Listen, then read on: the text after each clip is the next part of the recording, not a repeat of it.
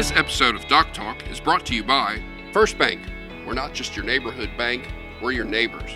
Our local team lives up to the name, putting our customers and community first. To experience First Bank difference, stop by any of our 13 Knoxville area locations or visit firstbankonline.com. First Bank, member FDIC. Hi there, welcome to Doc Talks. Doc Talks is the podcast that talks in plain language health issues affecting all East Tennesseans. Welcome, I'm Elise Denaney. I'm former president of the Knoxville Academy of Medicine, and joining us today is Dr. Eric Penniman, family physician first and executive medical director of Summit Medical Group, one of the largest primary care groups treating all diseases affecting East Tennesseans. So today our topic is hypertension. First of all, welcome. Thank you.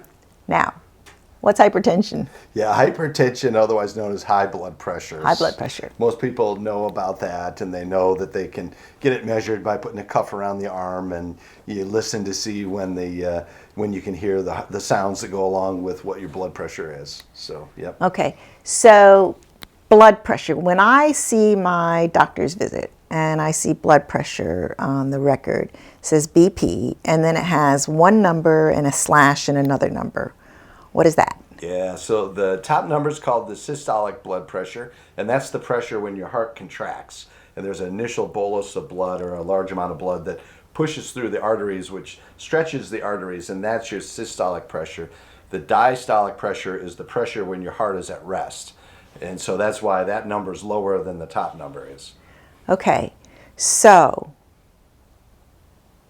is there a normal blood pressure? Yeah. We know from years and years of research and studies that blood pressures generally below 140 over 90 are considered okay. Now, most ideal would be 120 over 80, and there's still debate even to this day whether or not we should try to treat people down to 130 over 85, but we know that as a person gets older, a slightly higher blood pressure is acceptable. So it depends on how old you are and if you have any other illnesses such as diabetes, which then we know that we need to be very careful to properly treat a person's blood pressure.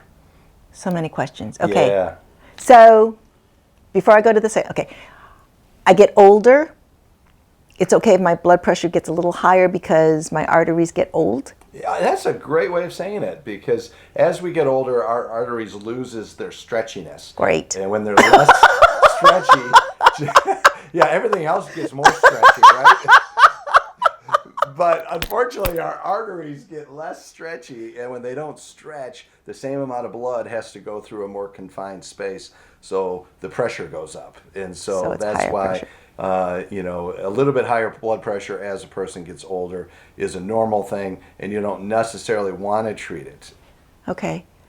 What's the big deal? So what if my blood pressure is high? Is that bad? Yeah, it's really bad. We know that it's a top risk factor that accelerates early heart attacks, strokes, kidney disease, kidney failure, other blood vessel disease that can lead to foot amputations, and there's just such a variety of problems that high blood pressure causes that it's really one of the most important, what we call modifiable risk factors. So something we can do something about.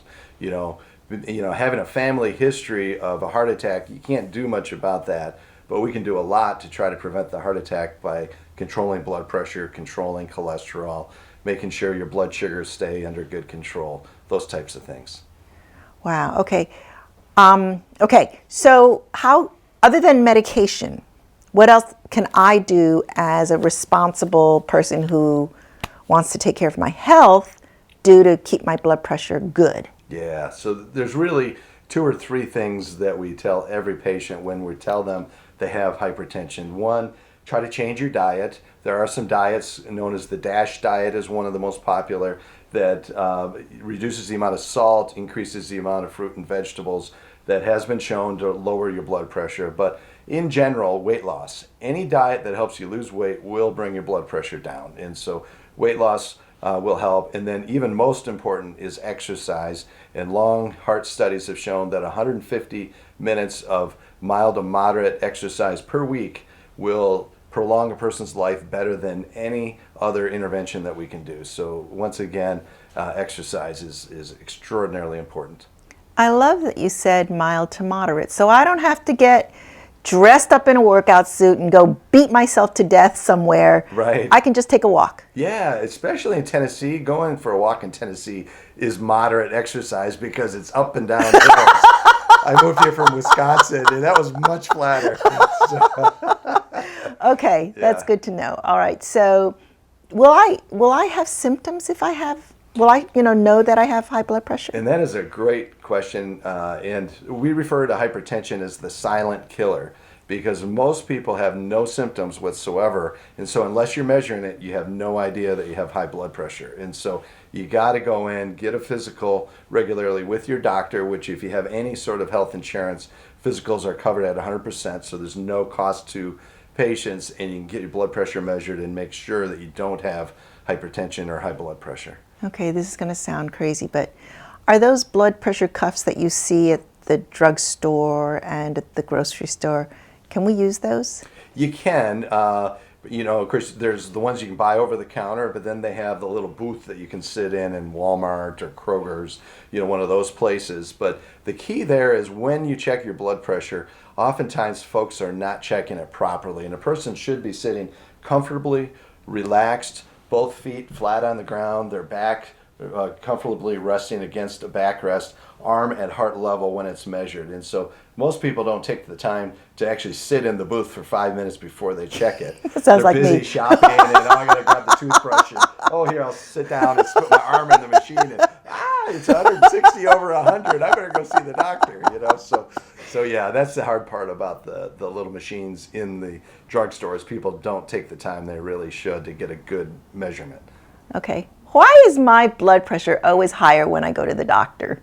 So a lot of people, in fact, 25 to 30% of patients have what we call white coat hypertension, which just means you go to the doctor, the stress causes the little muscles inside your arteries to tighten, the measured blood pressure then is higher. And so the research has really made it very clear the most important blood pressure is the blood pressure that the patient has outside of the clinical setting.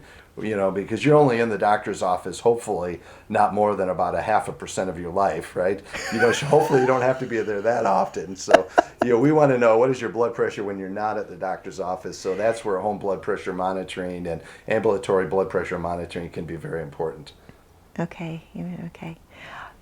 There's just a lot of different drugs that can treat hypertension. Why are there so many different kinds? Well, there's so many different reasons why you have hypertension, and the different drugs work to lower your blood pressure in a different way, such as ACE inhibitors or angiotensin converting enzymes.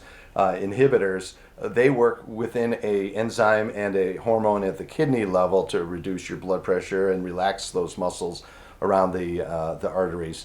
Calcium channel blockers work both with the heart as well as with the muscles around the blood vessels. Beta blockers work mostly on the heart muscle, and so they have different mechanisms. They all can work, and that's why oftentimes a person with pretty high blood pressure needs to be on 3 or 4 meds. We need to really help regulate all the different factors causing the high blood pressure. Okay, that explains a lot. And sometimes when neighbor Mrs. Brown says, well, why did your doctor put you on such and such? Because that's what I'm on for my hypertension. It's because my hypertension is not the same as your hypertension. That's right, yes. And we also know that, for instance, if you're of African, if you're African descent or, even from the Caribbean, they tend to respond better to like hydrochlorothiazide. It's a type of water pill, and bring it down. So some of the ethnic differences also will cause us to choose different blood pressure medicines, because we know that certain ones work better in African Americans versus Middle Easterners versus somebody from Asia versus Anglo Americans. One of these days we're going to be able to take your genetics and know what's the best medicine instead of trying to figure out, yes, is it door A, door B, or door C? And we're really close to that right now, actually, with precision medicine. But that'll be a topic for another podcast. Oh, I think it's great. We need to do precision medicine. Okay, so take the medication, sometimes it takes a little short, you'll know pretty soon, or sometimes it takes a little longer? Yeah, usually we say it takes a week or two for the blood pressure medicine to really begin working. So most of the time we're having people follow up at 2 weeks, 4 weeks to see if the medicine and the dosage adjustment is working. So if I try the medicine and I get really dizzy, Yeah. what should I do? Should I stop it, or should I Don't stop it. stay with it? Drink more water. Give us a call. Oftentimes, maybe we start at too high of a dose, and a lower dose you'll tolerate well. Oftentimes, when you start meds, if you start out at a low dose and slowly increase, people tolerate it well without side effects. And so that's sort of the art of medicine, in knowing how fast to try to bring somebody's blood pressure down. And so you can definitely bring someone who's had very high blood pressure down too quickly, and they're going to feel terrible. And so you have to do it in a nice and slow and kind of a systematic approach. Well, I love that. I love that you said the art of medicine, because, you know, I can look at a textbook and I can go 2 and 2 is 4, but I also know that you're Mrs. Brown, and I know that your body behaves this way when I start a certain medicine. And that special relationship that I have with my family physician is going to keep me in that safe zone so my blood pressure doesn't go too high. Yes, exactly. Good. Yep. Is it bad to be too low too? It is, yeah. Number one, just quality of life. You stand up out of a chair and you're dizzy and you feel like you're going to pass out. And the last thing an 80-year-old patient needs is to pass out, fall over, and break her hip. And so, yeah, it can definitely be too low. And so if you're symptomatic when you stand up quickly, it's probably too low. Otherwise, if you have no side effects with your very low blood pressure, that's perfectly great, and it'll probably serve you well in the long run.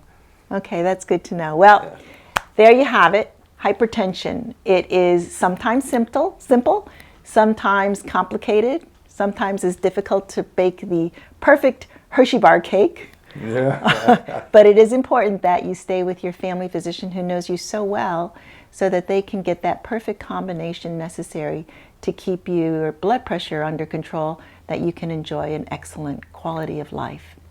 So if we need to get a hold of you or find a family physician, how can we do that? Yeah, the best way to see one of our Summit Medical Group doctors, and we're in 14 counties all over East Tennessee. We have 60 different offices, is to go to our website, summitmedical.com.